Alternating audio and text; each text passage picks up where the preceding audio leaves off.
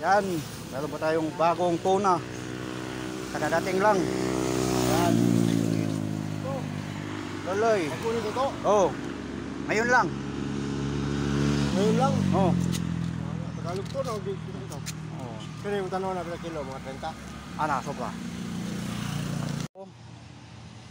Apat na po ang ating malaking mga tuna. Yan, may dalawa tayo na maliliit. Apat na. 14 daw to lahat. Yan, available po ang ating tuna ngayon din sa Barangay San Antonio. Saan sa amin Oriental. May malaki tayong tuna, oh. Yan. Ito po ay 60 plus kilos. Ito pong isa. Yan. Sabi, sobrang laki. Ito rin, oh. Kanina, ito, mga 30 plus.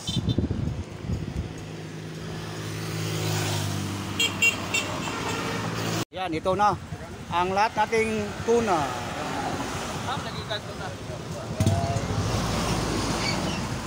Available po ang ating tuna ngayon, ha.